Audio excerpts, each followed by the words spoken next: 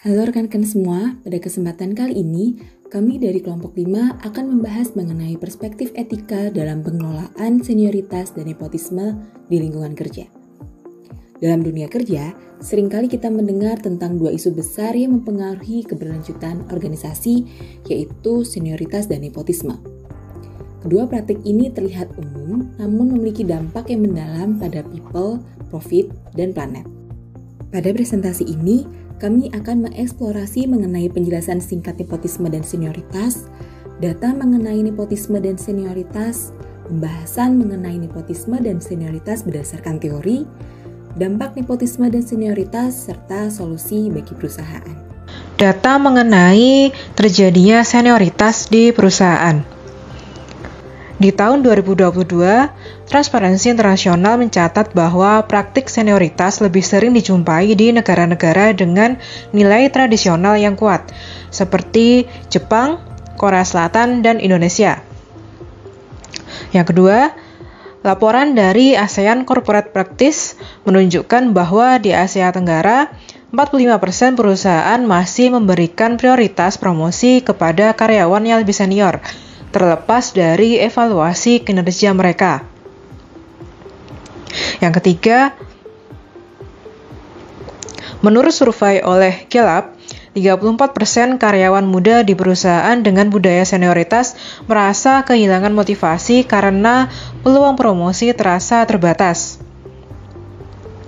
Yang terakhir, menurut data dari Glassdoor 2023, menunjukkan bahwa perusahaan yang terlalu mengandalkan senioritas memiliki tingkat turnover karyawan muda hingga 40% lebih tinggi dibandingkan dengan perusahaan yang menggunakan sistem berbasis kinerja.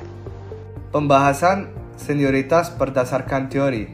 1. Teori deontologi.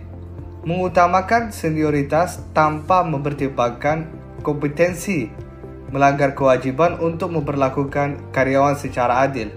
Organisasi harus memastikan promosi dan penghargaan didasarkan pada kontribusi nyata, bukan sekedar durasi kerja, sesuai prinsip keadilan. 2. Teori utilitarianisme. Pengelolaan senioritas yang hanya mengutamakan masa kerja dapat menurunkan produktivitas dan moral karyawan. Dalam utilitarianisme, promosi berbasis kompetensi dan kontribusi nyata lebih efektif meningkatkan motivasi karyawan dan memberikan manfaat besar bagi organisasi. 3. Teori virtualisme. Dari perspektif etika kebijakan, pengelolaan senioritas harus mengutamakan keadilan, tanggung jawab, dan rasa hormat. Selain lama kerja, organisasi juga perlu menghargai kebijakan dan kontribusi karyawan untuk berkembangan bersama. Dampak senioritas bagi perusahaan. 1. People. Ketidakadilan dalam sistem senioritas seringkali membuat karyawan berbakat merasa terabaikan. Mereka kehilangan motivasi ketika promosi atau penghargaan hanya didasarkan pada lama bekerja. Hal ini dapat menciptakan ketidakpuasan di antara karyawan muda yang berbakat, yang kemudian memilih meninggalkan perusahaan, seperti yang ditemukan dalam studi oleh Journal of Applied Psychology. 2. Profit. Ketidakpuasan karyawan meningkatkan turnover yang mengakibatkan perusahaan harus mengeluarkan biaya besar untuk rekrutmen dan pelatihan karyawan baru. Inovasi juga terhambat karena bakat muda tidak diberi ruang untuk berkembang. 3. Planet. Sistem yang hanya mengutamakan senioritas seringkali tidak memprioritaskan inovasi yang mendukung keberlanjutan. Misalnya, keputusan yang seharusnya berbasis inovasi hijau atau efisiensi energi menjadi tidak maksimal karena mempertahankan pola pikir konservatif dari manajemen yang senior. Solusi. Senioritas yang berdampak pada 3P, people, planet, profit. Untuk mengatasi dampak senioritas yang tidak adil, organisasi dapat menerapkan sistem promosi berbasis kinerja dan kontribusi nyata, meningkatkan transparansi evaluasi, dan memperkenalkan program mentorship untuk menggabungkan pengalaman senior dengan inovasi karyawan muda. Hal ini dapat mengurangi turnover, meningkatkan motivasi kerja, dan mendorong kolaborasi yang produktif. Selain itu, perusahaan dapat mendukung keberlanjutan dengan melibatkan generasi muda dalam proyek ramah lingkungan dan menciptakan solusi inovatif yang berorientasi pada masa depan. Langkah-langkah ini menciptakan lingkungan kerja yang adil, produktif, dan berkelanjutan. Nepotisme. Nepotisme yakni mengutamakan keluarga atau kerabat dalam pekerjaan atau promosi, melanggar prinsip keadilan dan meritokrasi. Praktik ini merugikan karyawan yang lebih kompeten, menciptakan ketidakadilan, menurunkan semangat kerja, dan mengurangi kepercayaan, serta berisiko merusak reputasi organisasi dan menghambat inovasi. Data nepotisme di perusahaan. 1. Transparansi Internasional Indonesia. Data dari Transparansi Internasional Indonesia menunjukkan bahwa sekitar 36% pekerja di Indonesia mengakui adanya praktek nepotisme di lingkungan kerja mereka. 2. Lembaga Survei Indonesia. Lembaga Survei Indonesia mengungkapkan bahwa 50,9% pengusaha menilai nepotisme sebagai tindakan tidak etis. Yang ketiga, Transparansi Internasional.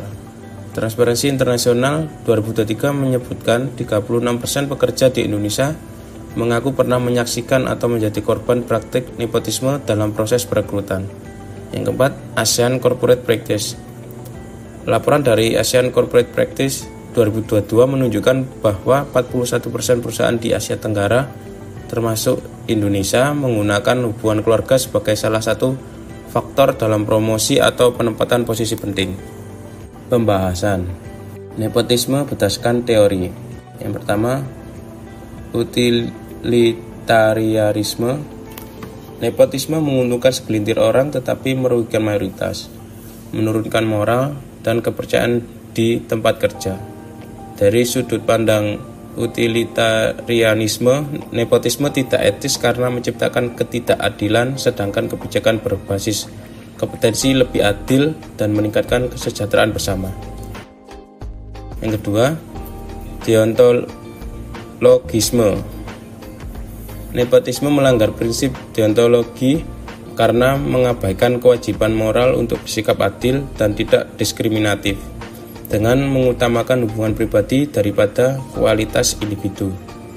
3. Virtualisme. Nepotisme bertentangan dengan etika kebajikan karena lebih mencerminkan kebiasaan buruk seperti ketidakadilan daripada nilai-nilai moral seperti keadilan, integritas, dan kebijaksanaan. Berbagai teori etika seperti deontologi, utilitarianisme, teori keadilan Rawlsian, dan etika kebajikan menunjukkan pentingnya keadilan, kesetaraan, dan pengambilan keputusan berbasis moral untuk menciptakan kebijakan organisasi yang adil, transparan, dan mendukung kesejahteraan bersama. Dampak nepotisme bagi perusahaan. Dari sisi people, penelitian menunjukkan nepotisme merusak kepercayaan, menurunkan semangat kerja, dan mengurangi kinerja karyawan.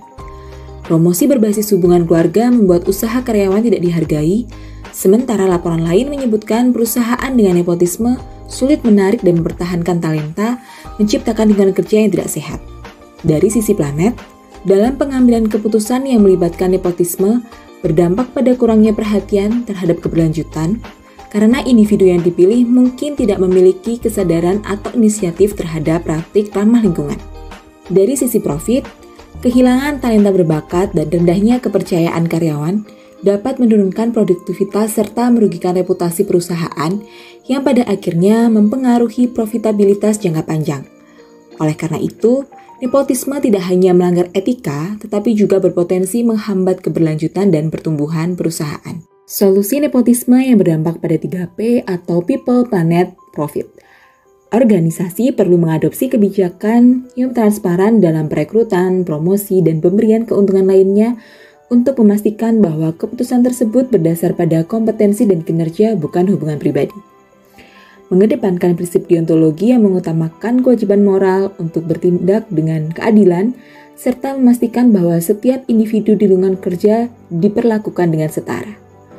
Melakukan audit atau evaluasi terhadap kebijakan yang ada untuk memastikan tidak ada praktik nepotisme yang merugikan pihak lain dalam organisasi. Dalam penyusunan materi ini, kami merujuk pada berbagai sumber yang kredibel yang dapat dilihat dalam daftar pustaka yang telah kami cantumkan. Daftar pustaka ini mencakup berbagai literatur dan penelitian yang relevan yang memberikan dasar teori dan data untuk materi yang kami sampaikan. Kami berharap informasi yang telah dibagikan bermanfaat dan dapat menambah wawasan kita semua. Terima kasih atas kesempatan yang diberikan. Kami kelompok 5 mohon maaf apabila ada salah dan kekurangan. Sampai jumpa di kesempatan lainnya.